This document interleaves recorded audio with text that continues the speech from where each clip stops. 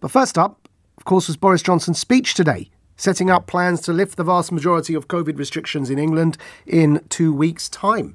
And what he announced was expected, but nevertheless welcomed by me and I'm sure many others, that it's about time these restrictions were lifted. And I don't want to repeat old arguments. What I would like to do is focus on some of the anxieties I've been seeing both in the printed press and hearing here on LBC via callers on other shows in particular as well. Some of the anxieties being expressed about lifting these restrictions. There really isn't that much at the stage where we are right now, there isn't that much we should be anxious about. Of course, remain cautious. That's different to being anxious. And I do sense in a way, we've developed as a collective psyche in the public, we've developed a bit of Stockholm syndrome or agoraphobia due to these restrictions where we feel safe. And as a result of feeling safe, a form of safetyism has arisen, in the name of which we have been willing to argue for the curtailing of our civil liberties much more forthrightly than we ever have done before, while thinking that we're the good guys.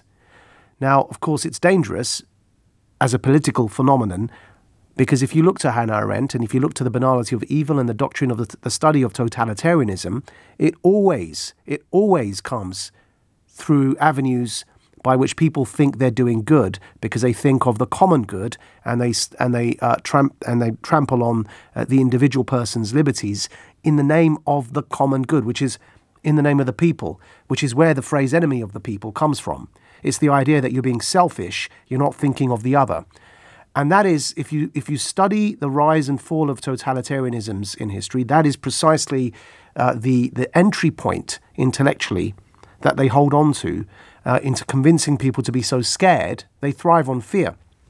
Now, I'm not saying here that what I'm about to say is that everyone else is wrong. I think the important point is not to approach these conversations as if everyone else is wrong, even if you can't understand where they're coming from. So when you hear people saying, I think it's incredibly unjustified or stupid or selfish for somebody not to wear a mask, I think the point is that's a bit of a rehash of the whole Brexit debate, isn't it?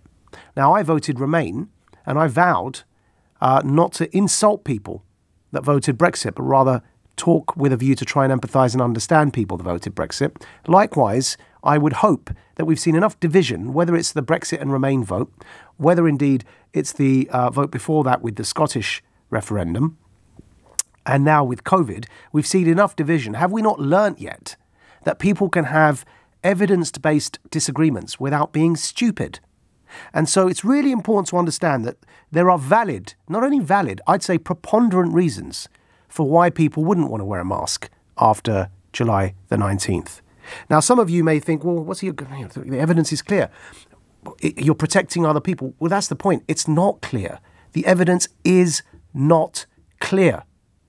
And I don't know how many times I have to say this for people to understand. This isn't, I've got the science on my side, masks good, and you're selfish, and you don't know what you're talking about. It cannot be that kind of debate, folks. Otherwise, you're repeating Brexit.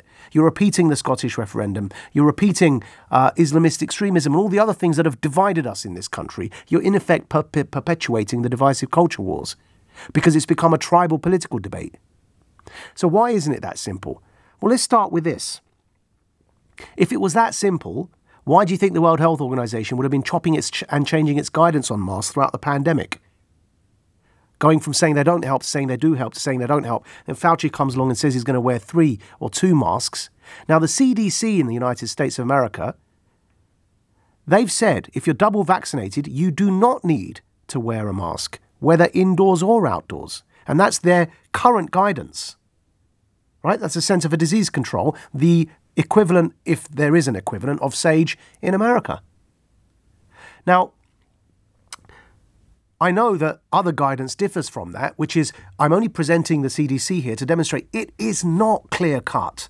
It is not either you wear a mask and care for people or you're stupid and selfish. Folks, have we not learned with everything we lived through with COVID, with calling the people that voted, the judges that were Remain voting judges, enemies of the people, for which now the Daily Mail has apologised. If you are on the Remain side of that debate, you are highly likely, by polling now, by the way, to be on the pro-mask side of this debate, if you're a Remainer. So as a Remainer, I will remind you how badly you felt when people called you enemies of the people and traitors, rather than trying to understand that when you lost that Brexit vote, you were trying to come from a good place in your arguments from good faith. You didn't like it when people called you enemies of the people. Stop calling people who don't wear masks selfish. Stop calling them ignorant. They are not ignorant. They are not selfish. The preponderance of the evidence, in my opinion, is actually on their side. But if you're not even bothered to look at the evidence, if you're not even bothered to study the latest science on this, and the scientific method by definition improves on itself, so you can pull me studies that are old, but I'll give you what the latest and most comprehensive study on this says. But if you haven't even bothered to look at that, then do question yourself and the eagerness with which you insult other people, mainly for disagreeing with you.